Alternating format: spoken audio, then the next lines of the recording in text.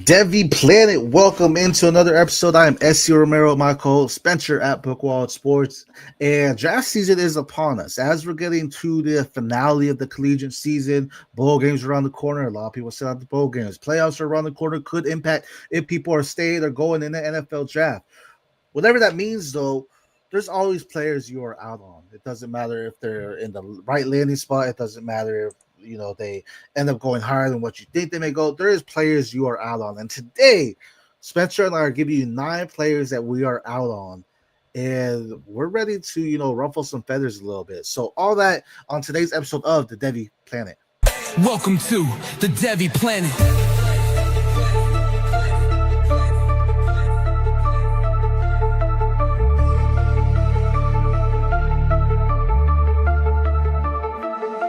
The Devy Planet.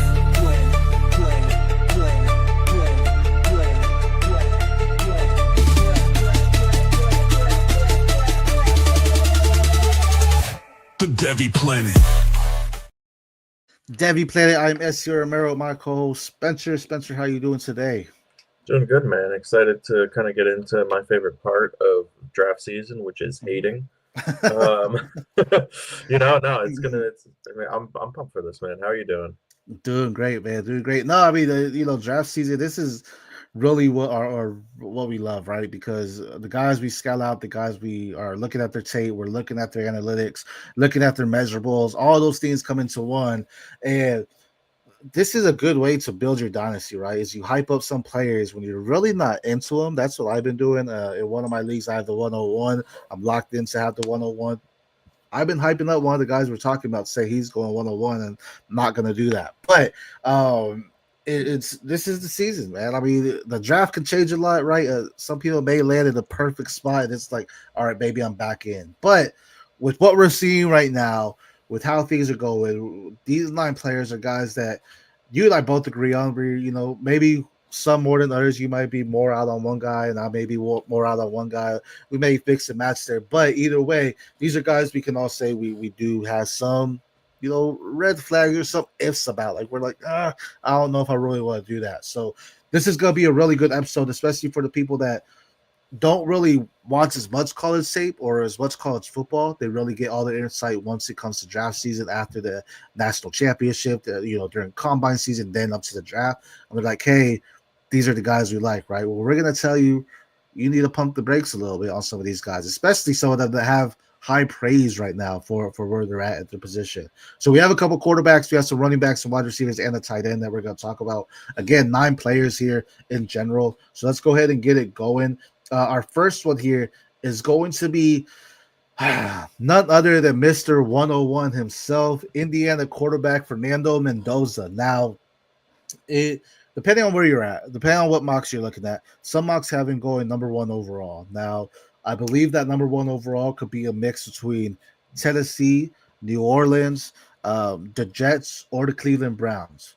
We can say Cam Ward, he's not going to Tennessee, right? So if they have the 101, possibly they trade back unless they want to go get Ruben Bain, out of Miami. I can argue the Saints don't necessarily take him. Reason why is because I think that would be horrible management if he goes to the Saints after they took a 2nd-round pick on Tyler Suck, right? He was top 45 pick, I think. He was pretty up there. Yeah. So if they went and took a quarterback at the 1st round, it's like, why didn't y'all try to move up to get a quarterback last year, right? You could have moved up to get Dart, or you could have taken Dart actually, right? So I think that would just be poor, mischievous malpractice. It would just be horrible for the Saints organization to go and get Mendoza, regardless of what he's doing, compared to just waiting or even getting a guy later. I just don't understand it. So that leaves the 2 other guys or 2 other teams, and the New York Jets and the Cleveland Browns. Okay. I think that's a death trap for any quarterback that goes there right now. I think both teams need a lot of fixing in their whole organization, not just with their players or the talent, the organization in general. Cleveland, I don't like that. They just took 2 quarterbacks last year, Dylan Gabriel and Shedeur Sanders. And even though Fernando Mendoza may be a better quarterback than them, I still don't even like that idea of him going there. Like, they're just so jumbled up. Their wide receivers are so jumbled up. they drafted the tight end to replace Njoku, but yet Njoku's still getting a lot of the snaps there. The running backs, sure, Quinshon Judkins, Dylan Sampson is great, but overall, it just doesn't look like they don't know what they really want or what they want to do. And again, in my opinion, a waste of draft pick than Dylan Gabriel, taking them day 2. Like if you had a thought of, okay, we're gonna get early pick next year, why are you gonna take a day 2 quarterback? Like why not wait till just take Shador in the 5th and then move forward with it? And also, I mean, I understand the season he's having. He's having a great season. He's in running for the Heisman right now, phenomenal. But his numbers, Curtis Rourke was having a great season last year too. It wasn't an undefeated season, right? So he's not going up there to be that kind of role of undefeated season. That's why Mendoza's so far up there. You know, Indiana's ranked number 2 overall, maybe number 3. I don't know where A&M's at right now. But you know, they are in the top 3 of collegiate rankings for a team, but those numbers are quite similar to what Curtis Rourke had last year. People were saying Curtis Rourke is a first-round talent, first-round pick. He was not. He didn't get drafted in the first round. And I just don't – I don't know if Mendoza's that guy enough to really take that shot on him. He has a great build and everything. I just feel there's still some things that he may need to put together, and I don't know if Cleveland or – the Jets are that team to necessarily do that. We've seen Cleveland fail quarterback after quarterback after quarterback. I'm pretty sure the organization has more quarterbacks than how old I am in the past 10 years. You know, and I've been alive for 35. Like they have more of that, right? And I'm just like, I don't think that's the right spot. I'm a la Mendoza at this point, especially where he's going. If you're looking at Superflex drafts, people are very high to go up there and get quarterbacks, like especially if you're taking in top 5 picks, right? I'd rather take Jeremiah Love. I'd rather take a Jordyn Tyson or Makai Lemon or even the Cardinal State. Those are guys that would rather take over Mendoza. What are your thoughts on him? Are you in or out on him? Yeah, no, I'm out on him. Especially like this is a twofold thing. I don't think Mendoza's a bad quarterback. You know, I'm not saying like I think he's going to bust out. I think he probably has like a 4, 5, 6 year career in the NFL. Which is, you know, pretty good for the life of a quarterback if he can stretch it out maybe a little longer. But the thing that I'm out in, like you kind of pointed to, is I don't know that he's actually been that impressive. Yeah. Statistically compared to like what we should expect from an Indiana quarterback that's competent. Right. I mean, and we're really like there's 2 things that are glaring to me. One in like what I expect him to produce, which is that he doesn't run. He's not going to run. You know, you're playing on your fantasy rosters, like even getting 30 yards a game makes a huge difference. Right. When, you know, you have a quarterback. Like he's going to need to throw for 30, 40, 50 touchdowns in a season. Right. 4,000 to 5,000 yards. For you to be really happy with your early first pick on him. I mean, we saw like CJ Stroud. I think we all agree, like pretty good quarterback. Right. Justin Herbert, for all those years, really good quarterback. And Justin Herbert even offers a little with his legs, but they've had really down years where you're not happy. Like CJ Stroud right now, the value has tanked out completely because they don't run. Right. And you know, like that causes problems over time if you're not a Justin Herbert talent. I don't think Mendoza is. Right. The other thing, 2 of his hardest, like, he's only played 2, I would call difficult games against actual like ranked opponents, Iowa and Oregon. Right. Iowa was 13 for 23 that's a 56% completion. You know, that was his worst game. Yeah, 2 touchdowns to 1 interception, only 233 yards. You know, and then Oregon the next week, 20 for 31, which is 64.5% completion. It's not bad, not good. But it's only 6.9 yards per attempt, 215 yards, 1 touchdown, 1 interception. Those are his 2 actual like challenges, and they're clear outliers on his statistical profile. Like those are, you know, he's beating up pretty much everybody else, which is good. He probably should. But you know, like it hasn't necessarily been pretty against that tough competition. Right. I don't know that I'd want to like bet on him to go out and be a world beater at the next level. I think he'll probably take a few years to get going, and he's going to take his lumps, especially if he ends up in a spot like the Browns or like the Jets or, you know, like the Saints, because I definitely wouldn't put it past them to have some mismanagement. Shout Right. out our boy Rocco at Fourth and Fantasy. Yeah, Big for sure. Saints fan. He'll talk all day about it. Yeah, he'll stand 10 toes down on the Saints being great. Yeah. I want to point out Penn State. You know, that was a couple of weeks ago. Yeah. 19 for 30, 218 yards, 63.3% completion, 1 touchdown, 1 interception, right? He did have a rushing touchdown, 6 for 20, and a rushing touchdown as well, only 3.3 yards per carry. Not necessarily a dual threat quarterback, but it's very hard because if he wins the Heisman, there's gonna be the hype. And when we're playing in super flex leagues, quarterbacks usually put up your big points, right? So it's gonna be easy to really jump in on him being a top 5 pick in your dynasty rookie drafts and saying this is a quarterback that can be plugged in. If he gets the capital, he's probably gonna start.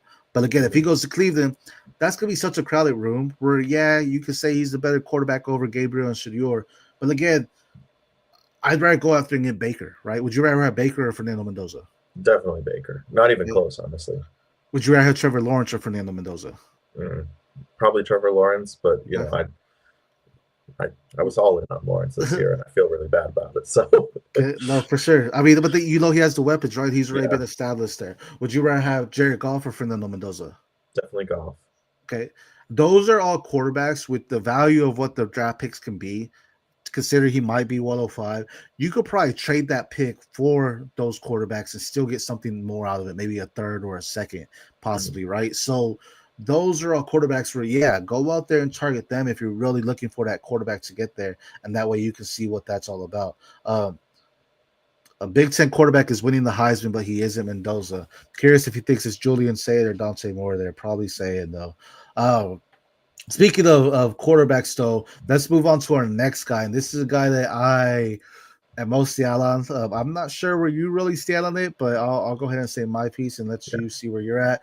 Quarterback out of South Carolina, LaNorris Sellers.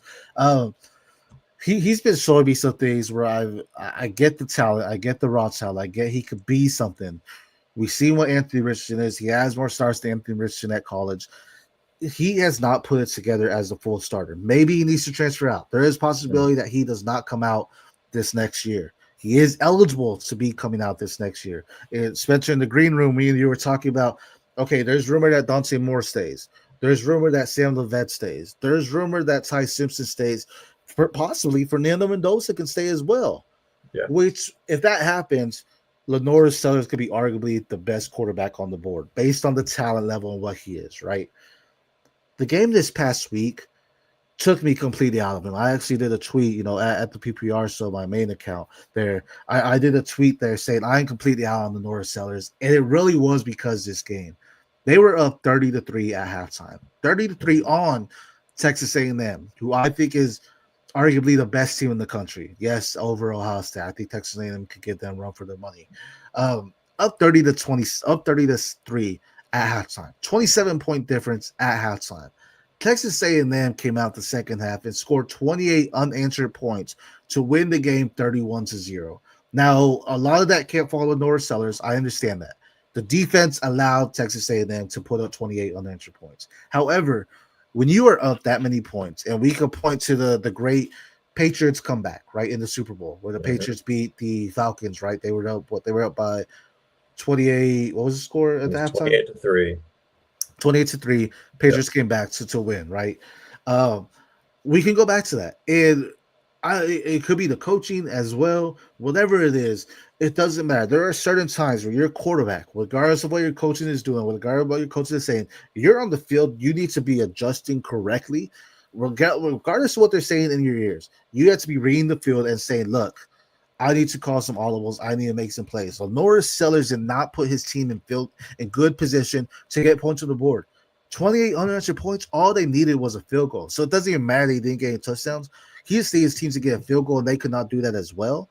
He failed to lead his team to a victory. He failed to keep his team in winning condition. And to me, that was a major red flag, a major, all right, I'm out of here. I'm not going to do it. I'm not going to take a shot on this guy. The development could be there. He can end up being the greatest quarterback of all time, and I'll eat these words. But right now, I'm completely out on the LaNorris Sellers. What about you?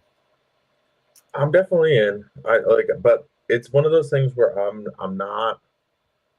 nervous. I'm nervous about Sellers. Like, if he comes out, I'm very nervous about him because it's definitely he's taken a step back this year as a passer.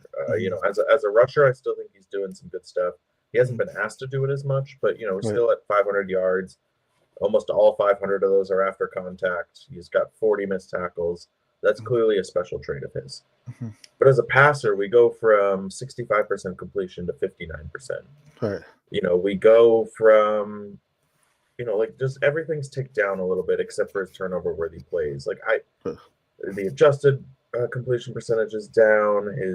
You know, he's had more balls batted at the line of scrimmage. His time to throw is basically the same, but the pressure to sack is even worse. Like all of those things like indicate regression when you're looking at the numbers, and when you watch him play, it's still you still kind of see that. Now I think that he's absolutely still a first round talent if he came out this year because he has the lightning arm, he has this electric rushing ability. He's been putting it on the dot more often than not, but he needs to sit if he comes out, and if he doesn't sit, like which he won't if he comes out because a team like the Jets will take him, a team like and again death trap, like maybe the Cardinals will take him, and that, to me that's also a death trap. Like right now, you know, like none of the teams that need quarterbacks, like the reason that they need quarterbacks is because that entire team the infrastructure is collapsed. There isn't like a Giants landing spot this year. Shout out my G-men. Like Dart was put in a position where he had a solid O-line to work with. He had, you know, and you can talk like the infrastructure around him kind of fell apart this year, but he had an O-line to work with. He had a wide receiver one and Malik Neighbors to work with. Like there isn't that spot this year. Right. Not that I'm seeing anyway. I mean, surprises happen on draft night, but I think it'd be really hard for him to succeed should he come out this year. Whereas if he can transfer, build his skills up, and then find a better landing spot next year, then I would definitely probably be all in. You know, I think he's got a good head on his shoulders, but this was a really bad weekend also. Right. You know, it's going to dissuade a lot of people. Abir says he had a debate with someone who said Sellers is still a first-round pick. I do think with how this quarterback class is shaken, he could be argued as that based on that talent. But if he comes out right now, I think he's a backup quarterback. I don't see him as, I mean, if he goes on the first round, you're probably looking at starting him. But I see he's going to be more of a backup quarterback than a guaranteed starter just because he still has a lot that he needs to put together. And you can't, he still needs to slow down the game, and you can't go into the NFL beginning that process of slowing down the game, if that makes sense. Like he needs to slow it down in college because once you get to NFL, everyone's fast. Like you're getting the best of the best, right? The 1%ers in football, the sport of football, competing against. So he needs to really slow down the game a lot more. His throws are good. We know he has a strong arm. We know he can hit people. We've seen him throw some darts, and it's like, okay, quarterbacks can't necessarily make those throws. But at the same time, we've seen him make some irresponsible throws. It's like, maybe you shouldn't have done that. Again, I think the mindset or the IQ of the game isn't all there for it, as he sometimes thinks I need to play the hero, and it's like you have to trust on some of these wide receivers to make it. Sometimes he does, and the wide receivers don't do it. He does, and they're terrible. But again, that's a big part, right? Again, he says hint Tombstone. It's Doc. It's our boy Doc. Yeah. Yep. Who? I mean, the value's there, right? I see the talent. I do see it. But based on what we see, I am out. Like part of that could be I ran with the Anthony Richardson train, right? He was saving the Trey Lance train, even, right? Just those quarterbacks, like, all right, that talent is there. But we see it time and time again. NFL players, coaches, they're not looking to develop these guys, especially with the caliber of what LaNorris Sellers can be as a first-round pick. They're not looking to develop first-round picks. You're developing these later guys that come in. It's like, okay, we see some potential in you. You get first-round capital.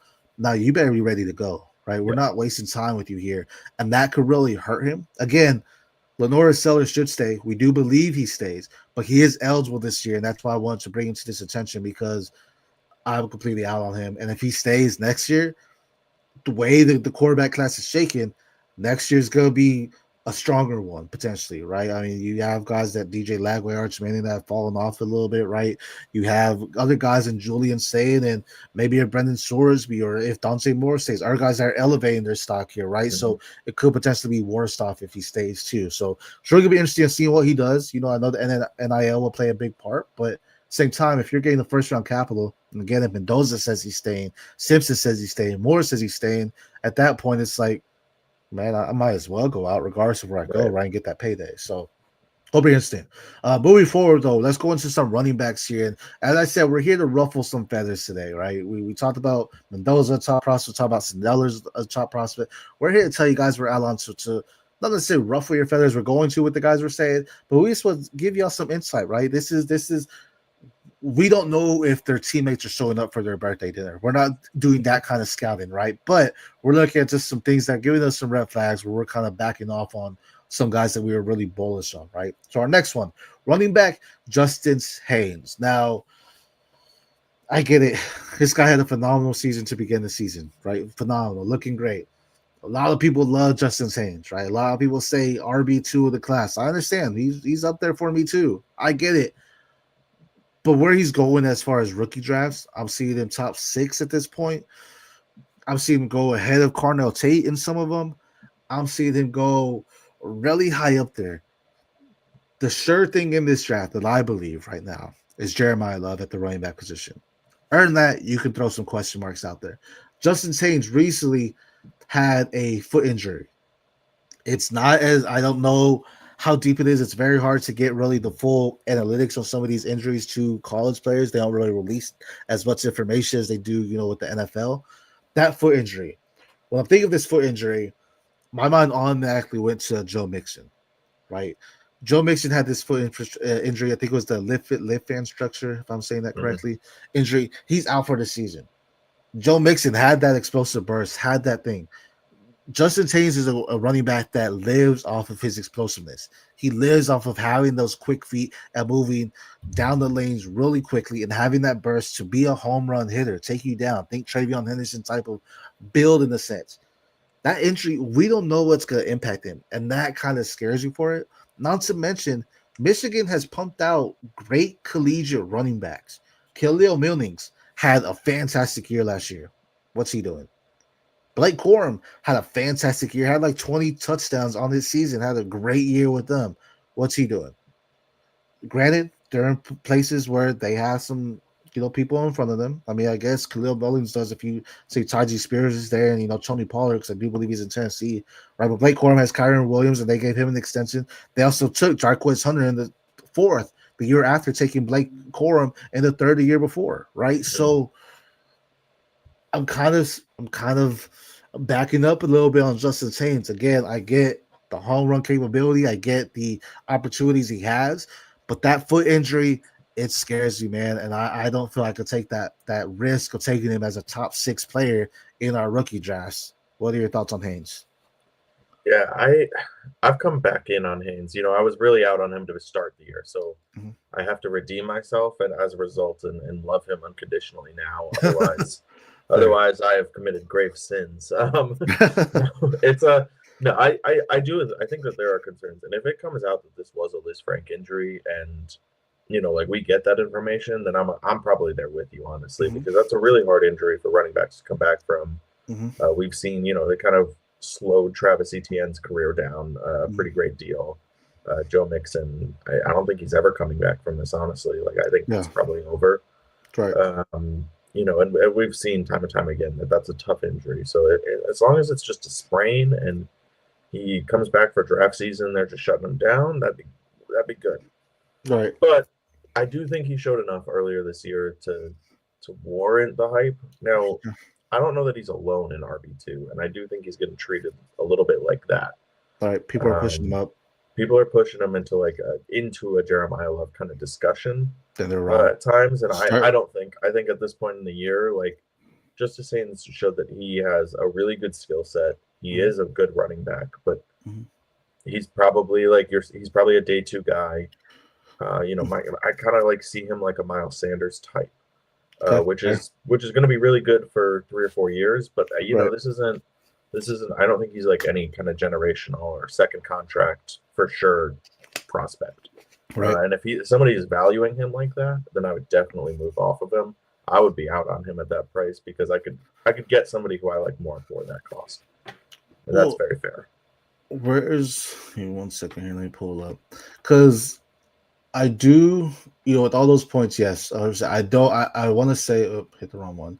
I want to say the people that are saying he's a Jeremiah Love type of tier are wrong.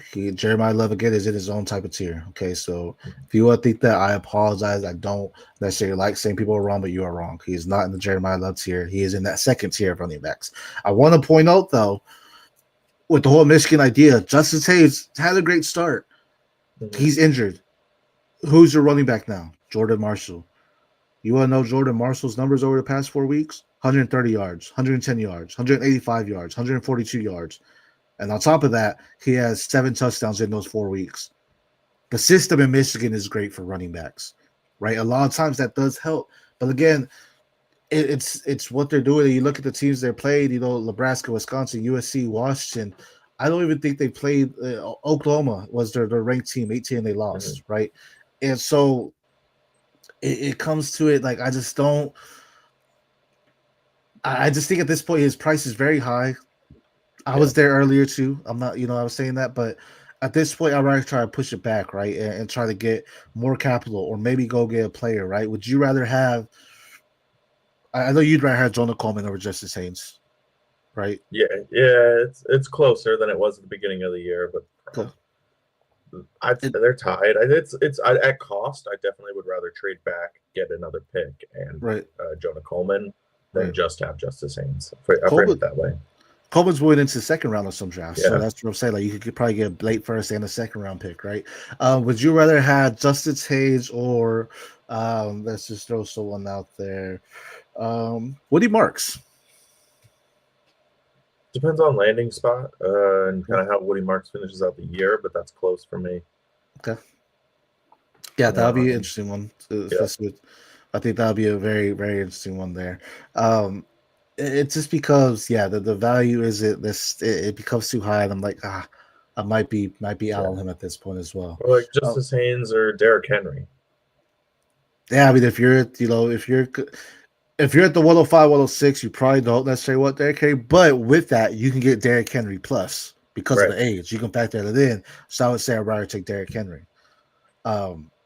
For sure, because you could get that plus. You can argue the age and say, hey, I can get this here. Maybe you'll get a couple seconds, right? And I 100% do that because you can get a contender to pay up for Derrick Henry as well, right? So I would do that. Justice Haynes or the GOAT Rico Dowdle. That's interesting because I don't know if he's there in Carolina, right? I think I would want more on top of it. I'd take Rico though, based on season. But again, like these are things I'm not straight up for it, but I'd say let me get Rico plus, right, on top of that. So I would do that for sure. So that's interesting. But let's go on to our other running backs here because this next one too is another guy rising a lot of boards, right? So I'm excited to talk about this one. But Nebraska's Emmett Johnson. Now, 5'11", 200. It's not necessarily the best size. It's not the worst, right? He's kind of in that middle there, right? He has some good receiving work, right? But a lot of it's coming from back end. I know this was a guy that you were kind of falling off on as well. So tell us a little bit more about him. Yeah, I just haven't bought in yet. I mean, he's a guy touted for his receiving ability so far. Everything except for one catch is 9 yards or less. He hasn't been working downfield. He's been awesome these last few weeks, but it's like 30 carries for 150 yards, 32 carries, 150 yards. He's only had an explosive. His explosive plays only make up 22.7% of his running total, which is a really low number when you're looking at, is this guy explosive? Is he making breakaway plays happen consistently? Right. Emmett Johnson is not. He's grinding it out. Which is good. It's not necessarily bad, but it's okay. Like we're painting the picture here. Like this is a receiving back who isn't explosive. Right. He's got an 84.6 elusive rating on PFF. That sort of like backs this up as well. Like he's not consistently making guys miss. He's not consistently making that like big play happen. I guess to me, it's like this is a guy who's a little undersized, receiving back who doesn't have like a diverse route tree, not getting downfield. He doesn't make a lot of guys miss. He doesn't have breakaway speed. What kind of makes him special? Like what pushes him into a first round running back for me? for our rookie drafts, or a late, early second. Like, why am I hedging it? I just can't find that piece other than he's a good all around back who Right. grinds it out. But at the Right. NFL level, I don't think he's going to be asked to grind out, 20, 30 carries a game while also getting 10 catches. Like at 5'11", 200, he's going to fall into a million pieces if that's what he Right. does. Yeah. And like, okay, maybe he can catch the ball, but his pass protection grade, like he is a really bad pass protector. So are you going to keep running him out there on third down, and just have him do that? Again, he's not explosive. He's not running routes. Right. So he's basically been a very good check down option. Right. For Nebraska, he isn't actually going out and running those routes. Right. So to me, like Emmett Johnson, I'm out on him, especially like at the price keeps getting higher and higher. Right. This is a guy I definitely would like earlier in the year. I'd be like, this is an interesting third round guy. Like I can get him at my 301, 302. Like maybe he carves out a role. Maybe he gets, he's shown he can handle a workload. But at 201, 202, I'm definitely not there. I don't think that this is a flashy enough profile that I feel like it can get that upside and safety. Right. No, kind of almost like a Tony Pollard in a sense, where it's like, yeah, he has some pass catching to him. Yeah, he could run. He could have 1,000-yard season, but I don't know if it's something that could be consistent, right? I don't know if it's going to be something that's going to be asked for all the time, as you mentioned. 36 receptions for 300 yards on the season, which is about 8.3 yards per catch there. Has over 1,000 yards. He's number 5th in the nation, which is okay. That's good. But at the same time, yeah, we're talking about guys that their value comes too high, right? And this is something that's happened. He's been elevating to one of the top backs in the class now, and it becomes like, all right, I don't know if I take a late first on him. I think I'd rather try to get a 27 first or trade back to get multiple capitals, or again, go after another running back, right? Would you rather have Emmett Johnson or, Travis Etienne? Definitely Travis Etienne. Okay. Would you rather have Emmett Johnson or, I'm trying to think of just ones that are, Kamani Vidal? Emmett Johnson, just because like Vidal, he's going to lose the job with Hampton. But if Vidal's, let's say Hampton's out, he gets hurt though. I mean, with the way Vidal's been playing, would you rather have Vidal in that offense or Emmett Johnson in? I'd rather have Johnson, but it's going to be close. You know what I mean? Yeah, but like for sure. Emmett Johnson or Javonte Williams. I mean, the way Williams is played, I think I want Williams right now. Yeah, and I think that like that late first, early second, that's kind of what you're being asked to pay for them. Right. I think he could definitely do some work for you. Yeah, and I like, to me that's kind of where it's at. Like it's just not.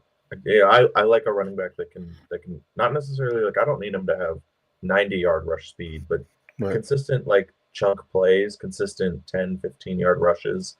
Maybe one or two a game. Like those are the type of plays that make or break you as an NFL player and as a fantasy asset. Yeah, and again, just with the value that's shooting up, it's like, all right, maybe we're pushing a little bit higher there, right? So, our next guy here, Amir, you might want to turn us on mute for this one because we're going to talk about NC State running back Hollywood Smothers. Smaller frame guy, has some big juice, some big explosiveness, but really a late year breakout, right? This is someone that really started breaking out this past year at NC State, having a big season. Then he got hurt, got banged up, and that's kind of concerning. I like him, but I'm definitely not gonna. If he falls to me in the third, take a shot. But I don't think I'm taking him within the top 24. So no, it's another guy similar. It's the Mendoza problem. He has got 2 games against ranked opponents this year. 19 for 44, 0 touchdowns. 33 of those yards are after contact. 5 missed tackles forced. It's not bad, but I think that's indicative of like what he might be. Like I think he probably gets drafted. Mm-hmm. My guess is again like 4th, 5th round. But he's a solid guy. I don't think he's a special player. You have these injuries. You have, like again, he doesn't have a catch actually going beyond 10 yards downfield. No wheel routes where he broke free. No slants where he got open. No, It's all short area stuff. Like, it's just another kind of back where I think the name and the production, like you look at it and you're like, okay, this guy, there's something here. But then like a little bit below the hood, you dig a little deeper. I'm seeing a day 3 running back that maybe carves out sort of a third string role. Right. That's not a guy I want to take in my top 24, as you said. Like maybe again, anything after the top 24, you're kind of just okay. There's an avenue where he can make something happen. Hollywood has that. He's got the numbers to back it up, but he doesn't have an easy avenue to there. If that makes sense. He's gonna be a guy that you're gonna take a shot on, but once he booms, go and sell him because that's gonna be a price where it's not gonna be a forever boom, right? It's gonna be just a short area type, and you got to take advantage of that, right? Amir does agree though; he's not a pro guy. He does need another year there. 2024, 19 receptions, 263 yards. Currently, 30 receptions, 176 yards. So you did see a little bit of digression there. Again, 823 yards on the season. So his best season so far. Does have another year of eligibility, so could definitely stay. But at this point, if he goes, you take the dart throws after the top 24 for me when it comes to Hollywood Smothers there. Smaller frame back. I don't see him as the workhorse type. Might be a change of pace, but even then, I don't think he's a legitimate change of pace type of running back. I think I might be passing on him as well. Now, since we're doing it, Hollywood Smothers, or let's say this will be a good one, Woody Marks. Woody Marks for me. Okay. Hollywood Smothers or Montgomery, David Montgomery. David Montgomery. I don't know if he's got that much tread left on his tires, but I trust that he has at least another year or two. For sure. Hollywood Smothers are Tyrone Tracy. Tracy, I think he's shown enough. He'll have a role. Yeah. It's gotta be. Yeah. And then mine for you, Hollywood Smothers or Kamaran guy? I would take Manangai. I absolutely love Manangai at Rutgers, and I actually just made the trade for him, so I absolutely love Manangai. I would definitely take Manangai. All right. Go back to your well. Hollywood Smothers or Kamani Vidal? I think Vidal. Vidal did enough this season with obviously Amari Hampton's the guy there, but I think Vidal did enough to just have that role to be their guy behind him to just show, hey, I could fit this offense and make it. So I would choose Vidal there. Now, if Smothers goes to the Chargers, then Vidal's will be the 2, but I could see Smothers, carving into that too. But I would think I would choose Vidal right now. And we loved Vidal too during the draft process as well. Yeah. Our next guy, I'll let you talk about him because this was a guy I said don't overthink it when we were talking about. So I'll let you have him. But this is going to be Penn State running back Nicholas Singleton. Tell us why you're out.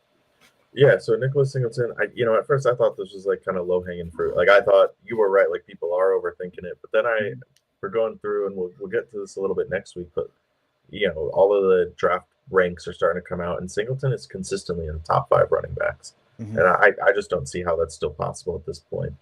Okay. So starting with what he's had this year, the surface stats are obviously down across the board. He's under 4 yards a carry.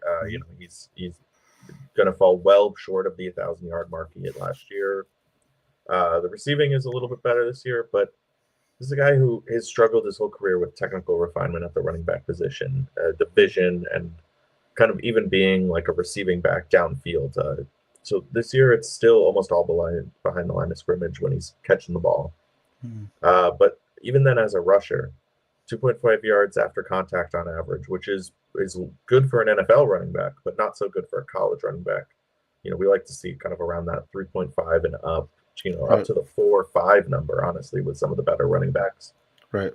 Only 16 missed tackles forced. Going back to a guy we talked about earlier, LaNorris Sellers, I think, had 12 in one game. Not a running back. This is. Sure. 16 on the year is really low prospect of his caliber. Right. He only has 8 10+ yard plays. That's pretty bad. When you go to 15+, those true breakaway runs, he only has 2 all year on over 120 carries. The elusive rating, 43.3. That's like a fullback number. That's not it's not a running back. It's just kind of everything that you break down. And then when you look at how like the actual areas he's running, he's doing actually okay when he's running straight up the middle. Mhm. That don't think about it, run right up the middle. But once you get outside the hashes, his yards per carry is dropping precipitously. His missed tackles forced are almost none. Right. So it's, like this is a guy he's big, he's strong, and he's fast. So you give him, hey, run up the middle. Okay, he could probably do that. But once you start to ask him to do some of those technical things, find the crease Mhm. in his blocking scheme, or hit the edge and bounce it out and beat a man, whatever he's doing, he's not decisive enough to get it done. And I think that Right. that's something that as he goes to the next level, that's going to only get worse and worse as he's no longer able to out athlete, the future accountant who's playing D line, Yeah. like on some of these teams he's going up against. The NFL doesn't have Fair. future accountants; they Right. have NFL players. Right. Fair. So with a guy like Nick Singleton, I guess I still think that the price is going to be there. I think people took your advice last week. I think they're pushing him back in there and Mhm. saying, I mean, Penn State's been a disaster. It can't be this bad. Right. But underneath the hood, this car is Yeah. begging for an oil change. It's not running Yeah. smooth.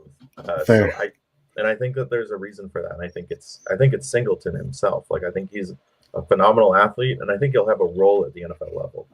Right.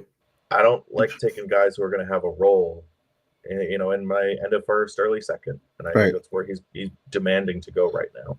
Right. Here. No, I mean you mentioned top 5 back, so because I will say some of these guys we talked about are top 5, right? Because we said Jeremiah Love, obviously, but we didn't say him, but I mean he's gonna be number 1. You say Justin Chase is number 2. Say Emmett Johnson if he declares he's up there, Jonah Coleman, and then you could throw in a Nick Singleton, right? So if he's in the top 5, I assume he's in the top 24. I would say take the shot if he's in that 3rd round because the people see this past year and they're like, all right, we're out on him. If he's there in the 3rd, take that shot on him. If he's there in the 2nd and someone's saying they're going to take him, let them take him. Don't move up to trade for him. I would say I'm out on that for that reason. Because in the 2nd, I'd rather go after one of the tight ends, right? If you're going after Sadiq, or if you're going after a Trig or a Stowers, I'd rather go after them, or even some of the wide receivers that could go in the 2nd, right? Maybe your boy Antonio Williams. You could talk about Casey Concepcion, which people moved him into the 1st even. But I would think I would be out on that cost of a top 24 pick. And because if he's going top 24, it's possible that then Katron Allen's dropping out the top 24, and I'd rather go get Katron Allen at that value than taking Nick Singleton early, right? So, 100%. I think with that value or that idea of him being a top 5 back, I wouldn't necessarily take that value, and I would want to say, all right, I'll just wait and take a shot. Nick Singleton's one of the guys, I'll take the shot on him, but not within that top 24. I just acquired a bunch of 3rds. I'm like, all right, Singleton will probably be there. I'd be happy to take that shot there, but you're going higher, I would not. I will say, would you take Nick Singleton or Tyjae Spears? Tyjae Spears. Okay. What about Nick Singleton or Nick Chubb? I think it's unfortunately over for Nick Chubb. So I'd rather take a guy who's playing. Okay, fair. That was a little bit of a low ball there. that was a low blow. Yeah. No, but I want to just touch real quickly on what you said, because Katron Allen, when you're excusing the Penn State dysfunction, it's hard to do that and then also say, because to your point, Katron Allen's been awesome. Yeah. At 5.6 yards a carry, 917 yards, 12 touchdowns, 3.69 of those are nice after contact. Right. 49 missed tackles forced. He's got 11 15-yard plus plays. He's been still churning, still putting it out. He's actually been better than he was last year on the ground. I think it might be more of a Katron Allen is improving than Penn State is doing better stuff for him. But still, it shows that it's an offense that you can run in. Right. You can support a running back doing at least well, if not great in. And Singleton hasn't done that. So Singleton or Isaiah Pacheco? I'd rather take the shot on Singleton, personally. Okay. That's a good one, but at this point, I think I'm out on Pacheco. So if I got the chance to get Singleton over him, I'd take him. With Singleton, to Katron's point, part of me wonders. Singleton had a lot of tread on his tires, right? Part of me wonders if there was still contemplation if Katron Allen is a good back. I feel before the season, a lot of people said Singleton's one of the top backs, top two. People had behind you right before the season. And Kaytron Allen, you still need to prove it. Part of me wonders if with the season how it's going, Singleton kind of backed off and said, Kaytron, you go out there and do your thing. I'm gonna back off because people need to see that you're a great back too. Which they both have been very consistent up to this year, obviously. They've both been very good each year, their 3 years at Penn State together. 4 going in now, but now the fourth one is all Kaytron, not Singleton. So part of me in the back of my head, I'm thinking, did Singleton say, all right, look, I'm gonna slow it down. I want you to go out there and do those kind of things, right? It's the game, right? They probably didn't say that, but probably thinking like maybe Singleton staying that extra year. He was like, you know what? I shouldn't put more tear on my tires. I'm gonna back it up a little bit. But Kaytron, you need to show off, right? So would you believe me if I told you Kaytron Allen had almost 200 more carries on his career than Nick Singleton? Nah, because I knew they were pretty close. I mean, I would believe you. Almost 200 more carries for Kaytron. So like, yeah, I mean that's the thing is like it's tough, man. It's tough. Yeah, Singleton has 609 carries on his career.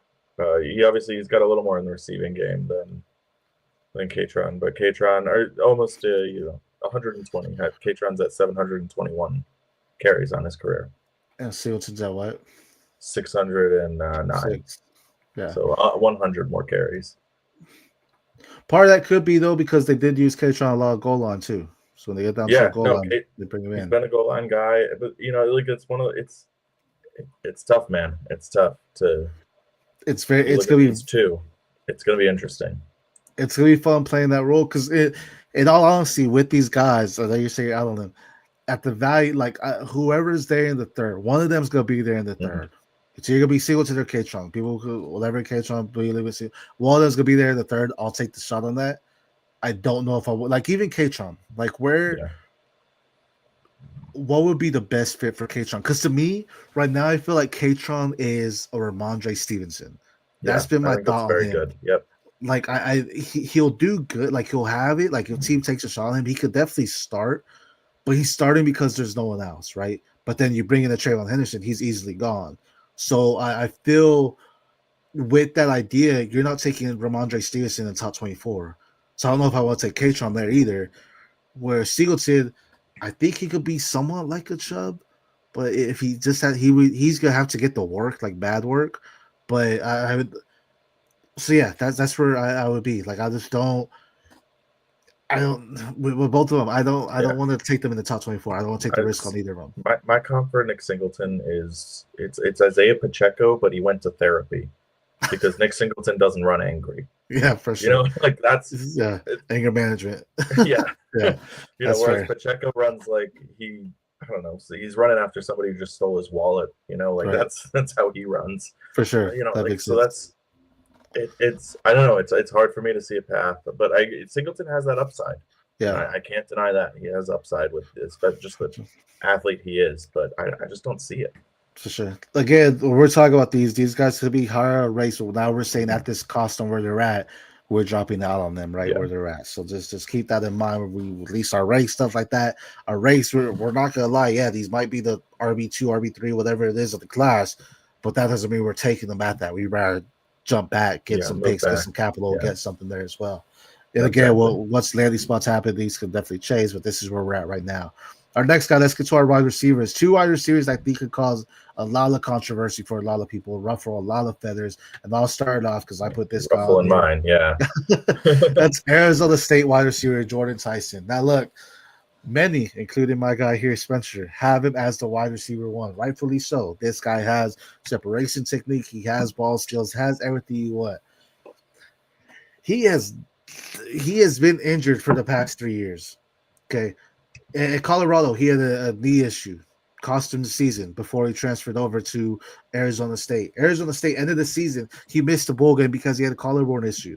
This now, he suffered from a hamstring issue that's shutting him down. It might be false news. It might be fake news. Sam LeVet shut down, so it's like Tyson don't do it. But at the same time, with this whole idea, if he did this, I've said this time and time again, Tyson made Sam LeVet better. Sam LeVet is a good quarterback because he has a wide receiver like Jordyn Tyson. Okay, so I want to get that out there. Jordyn Tyson makes Sam LeVet better. With that being said, slowing it down because this quarterback that was better because of you, hamstring injury could really be that. That's why he's shutting it down. Wants to save that, right? But at the same time, this was his opportunity to go out there and say, "Look, I am the offense. I can run with any quarterback." Because guess what? In the NFL, you can't just shut it down when your quarterback goes down. If you do, that can cost you future paychecks, right? You don't see Justin Jefferson shutting it down because Kirk Cousins left, because JJ McCarthy went down, right? You don't see Jamar Chase shut it down when Joe Burrow went down, right? He's doing it with Jake Browning. So if he shut it down because his quarterback went down, that's not their red flag. The injuries are a red flag. I get it. The talent is there at the cost. At wide receiver 1, we said Jeremiah Love is the 101, right? You could argue Jordyn Tyson, Mekhi Levin, Cardinal Tate, pick your poison, are the 102, right? Or you could say they're the 104. At that point, Jordyn Tyson's a dynamic player, but I feel you're going to have a lot of people heavy on him where you can get some extreme value for him. And that way I would want to trade out and not take that cost for him. Tell me how you feel about me saying that, because I know you're not on board with me saying Jordyn Tyson I'm out on.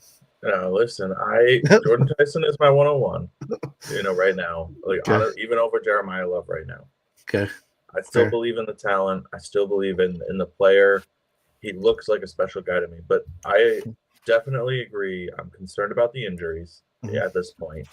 I said if he has a healthy year, I'm calling those flukes. He didn't have a healthy year. This hamstring injury, it's also his first real soft tissue injury that's lingered. Right. Those linger. You have a soft tissue injury, you're much more likely later in your career to have a soft tissue injury. Right. So now we have an ACL, we have the collarbone, and now we have a hamstring, and that's a lot to deal with. I 100% agree with you there. The numbers also have taken a dip this year. Last year was almost 1,100 yards and 10 touchdowns. This year he's at 628. It's 11 yards of reception this year versus 14.6 last year. Last year was a 3 yards per route run. This year it's a 2.27. His yards after the catch are down about a yard and a half this year. His contested catch rate has dropped a good margin. He got better. He didn't drop the ball this year. That's a big thing. He only has one drop. He fixed that up. That was a big problem for him last year. But I agree. There's been a decline in his game a little bit, whether that's Arizona State had a decline. And, it's not his fault, which is what I believe. Or maybe you can say last year was a special year, but he did take a step back this year. He showed he's a good wide receiver, but he's not a great wide receiver. And right now he's being valued like a great wide receiver. Sure. I definitely can see how that's in the world of possibilities, and I get being out if that's how you feel. And it kind of sounds like with your concerns and with that, I think you fall more in that line. And I understand it. I'm fighting kind of all of the momentum to swing that way right now. Fair. Ramir does say he's reportedly playing this weekend, so we'll see. I will say, I think it was Matt Miller that did the mock. He had Jordyn Tyson going first receiver off the board, I think pick 5, pick 6, to the Giants. Be the Giant homer. How would you feel about that? I would love it. One of my good buddies is a Giants fan. He really wants us to go D-line, and I definitely get that sentiment. But I would love the idea of, he'd be a perfect wide receiver too. To me, Jordyn Tyson is a T. Higgins. He is a Garrett Wilson. He is that type of receiver that I think would benefit immensely from having a Malik Neighbors next to him. And that I would love that and get Dart that infrastructure, but we have a lot of problems right now. Would you rather them take Jordyn Tyson or draft Cardinal Tate? Definitely Jordyn Tyson. Okay. I think he'd complement Neighbors and Dart better. What about if they were able to trade back and they get Chris Brazo in the second? Still rather have Tyson. Yeah. Now, if you can tell me that they can trade back 10 spots and get Lemon to play in the slot, if we don't re-sign Wandale, which I don't know, it seems kind of up in the air that we won't. Yeah. Then you put Lemon in the slot, get whoever to play out wide, and you have Neighbors be the one. That would be honestly my ideal. I think that would be perfect, actually, because my thought is Cardinal Tate, I think, is closer to a wide receiver 2 than an alpha, right? At the next level. Mekhi Levin's definitely a better slot wide receiver. Jordyn Tyson, I feel, he could be wide receiver too, but I feel he's going to want to be that one, right? So you have him and Malik Neighbors kind of battling that out. I think that could cause more issues than what it would to help the team. Granted, Dart can't feed him. We've seen Dart feed multiple wide receivers, can't do it. But I feel they're kind of almost in the same skill set where it might counteract what they're doing, and it might just not do the best for him, in my thought. But speaking of guys with hands that are getting a lot of buzz, as we mentioned, Jordyn Tyson, this next guy as well getting a lot of buzz, and so much buzz that some people are mocking him in the first round NFL drafts, and even starting to mock him above the 110, like early, 107, 108 in rookie drafts. Alabama wide receiver Germie Bernard, definitely a high value rising. He definitely could be something of special. I just don't see that pop there. Like, rather be out and go somewhere else. What are your thoughts on him? Yeah, this is a guy that I've kind of struggled with, like, in terms of my evaluation, because he does some things really good. Mm-hmm. He's a good route runner. He is physical after the catch, but he's just kind of a guy who I think, like, he's a wide receiver 3 for an NFL team. Same. And, like, he almost reminds me of later in his career, like Golden Tate. Not Pete Golden Tate, where Pete Golden Tate was awesome. Like, later in his career, like, he does some things really well, but it's not going to be consistent. Right. And below the hood, those numbers, he's only at a 1.88 yards per route run. That's a pretty low number. You really want to see over 2. Right. Getting over 2.2, 2.3 is kind of like the early look at our analytical profile that we're doing. Like, that's sort of the numbers we're benchmarking as, like, this is going to be an impactful guy. Right. He's only 3-9 in contested catch situations. He doesn't have that physicality at the catch point. He's never had that, in the college. He hasn't shown that as part of his game. Right. He only has that one game over 85 yards this year in week 1 when Ryan Williams was out. Other than that, it's been really up and down and no pop games. Right. I think he's going to be like, I think an NFL team is going to really like having Germie Bernard on their team. Right. I could even see him being a first-round guy. He sticks around and gets multiple contracts. What I don't see is a impactful fantasy player for your fantasy rosters. Exactly. Like, he's going to go out there. He's going to deliver a mean block. Right. He's going to go out there. He's going to do an end around and get 6 yards. Right. He's going to, like, do a kick return and, like, fight for that extra 3 yards. Stuff that makes NFL coaches go, I love this guy, and stuff that makes us go, do I cut him or do I hold him? Because he's out on the field so much, but I'm not seeing it doesn't hit your balance sheet, That's and that's what I see with Germie Bernard. That's where I'm kind of like seeing as a fantasy player versus the NFL, and I'm trying to separate that. No, I think that's perfect. I think you get around the money where he's going to be more of an NFL player than a fantasy asset. Because I know we have Josh Downs on the sheet here as a comp. And I started thinking about it. Really, to me, it's more like a Parker Washington. I was in love with Parker Washington. He, phenomenal hands, solid route runner, did everything right at Penn State. Probably in that class, one of the best hands in the class. Germie Bernard can kind of fit that mold. But you hit it on the money where it's saying he's more of a wide receiver 3 than he is going to be a 2. Yeah, the dogs in him, all that kind of stuff. Guess what? A lot of people had that dog in college, and then they get to the pros and you don't. And what you just said about is spot on, because the wide receiver 3 mark, even him saying he's going to see the field, I think he's got a great NFL career as far as he's going to get the bag. He's going to have longevity. He's going to be in NFL for 10, 12, maybe 13, 14 years. I see that he's got, because he's a smart player. He's gonna be someone that can coach up other rookies. He understands the game, all that kind of stuff. But is that gonna translate over to fantasy? Worth the first round pick? To me, no.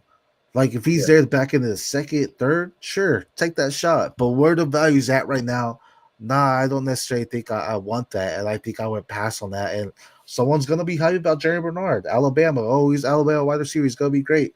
Sure, go trade that then and go get something more out of it, because we see what Parker Washington did. Parker Washington's okay, but it's not you're starting him in deeper leagues, but you're not starting him in your regular standard leagues, right?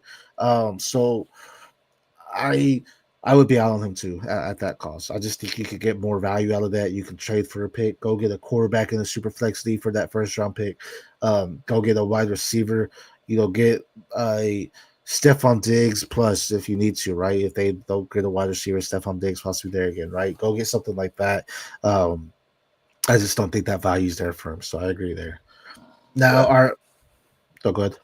No, it's like I just agreeing. It's Yeah, Kendrick Bourne, like that right, type of player that again, really NFL teams love having this guy on their team. right, He might even have a pop week for you, but it's going to be tough for you to consistently play him. right, And at 108, I'd much rather have the player valued at 108 than right. actually Germie Bernard.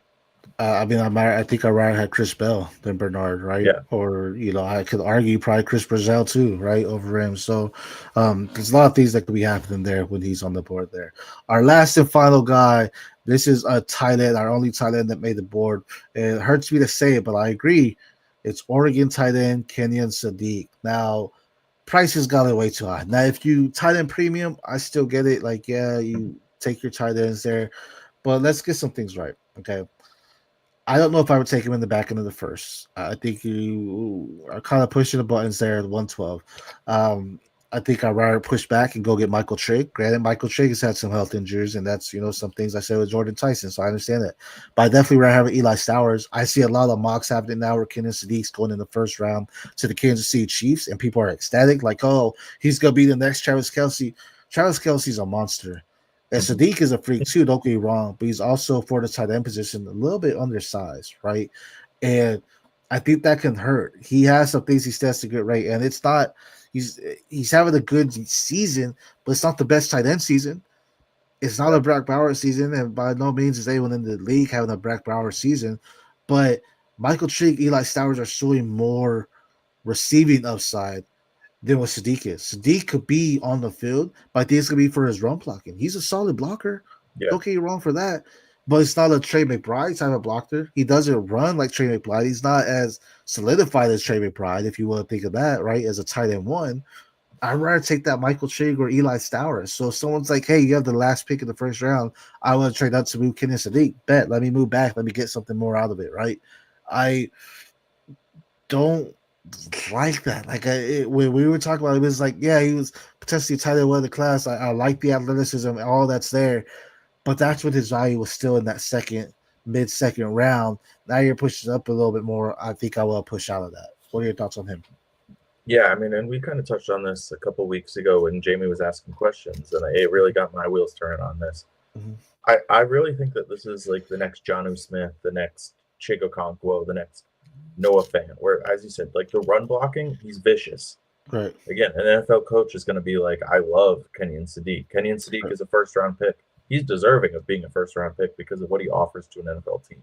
Right. He elevates that room. But on your fantasy rosters, he's 30 for 407 this year. That's good, but as you said, that's not Tyler Warren last year. It's not even Colson Loveland last year. It's not Brock Bowers. It's not Kyle Pitts. Right. This isn't a guy who's demanding targets in that Oregon offense. So he only has 36 targets. He's catching almost everything thrown his way. 4 of those balls he hasn't caught are drops. Yeah. So he really should have caught 34 balls thrown his way.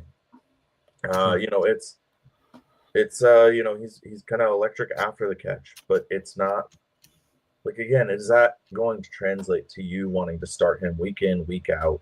I don't think it is. I think we're going to see like inconsistent usage, and maybe if he finds himself in the right spot, he could have that pop year like Jonnu had. Like we've been waiting on Chig to have. Like Noah Fant had a year where he was very useful for your fantasy rosters. Right. But it's not going to be consistent, and you're never going to get that like value back that you spend to get him. Right. And that I think that's sort of what I see with Sadiq. Again, vicious run blocker, as you said. Great athlete. NFL coach is going to love having him. You just might not.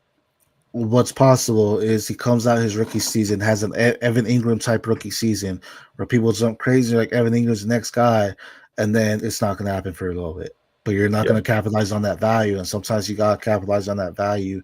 I love Kenyon Sadiq. I think he could be something in the NFL, but as you mentioned, it's going to be more so for his blocking skills than it is going to be for his receiving skills there. for it. So great pick there. That's all we have for y'all today. As we mentioned, the 9 guys that we want to talk about that we are out on based on the value that we're seeing them go on. First being Indiana quarterback Fernando Mendoza, then South Carolina quarterback LaNorris Sellers. Again, these guys are eligible to come out. They may not, though. Next, we have Michigan running back Justin Haynes. Then we have Nebraska running back Emmett Johnson. NC State running back Hollywood Smothers. Penn State running back Nicholas Singleton. Arizona State wide receiver Jordyn Tyson. Alabama wide receiver Germie Bernard. And tight end out of Oregon, Kenyon Sadiq. Those are guys we're out on at the cost right now when it comes to it. We're going to be doing mocks up until this draft time. That's getting to that season where we're going to start running lots of mocks, 2026 class mocks, future Devy mocks, freshman mocks, you name it, we're going to have it all for you. So make sure you are liking the channel. It helps us build the algorithm up. Make sure you are subscribing to the channel. As our guys at the Dynasty Dogs do shows, Mike and Rich. We have Jeremy with the Adjusted Rakes doing waiver wire shows and redraft shows for y'all as well. Then we have Jesse, who's here with us on Saturdays doing a roundtable, just answering all fantasy questions, as well as our start shit shows that happen every Sunday morning for y'all. So make sure you are subscribing to the channel. Help us grow, help us get the word out there. Tell your friends, tell your family to tune in, because we are here to give y'all not only the prospects you need to be watching out for in the future, but also the prospects you need to be watching out for your teams right now. We are the Devy Planet. We are the Devy Planet. I'm S.C. Romero, my co-host Spencer at Buckwild Sports at the Devy Planet. Make sure you're following us on X. And until next time, thank you everybody for tuning in. Peace. FFU. FFU.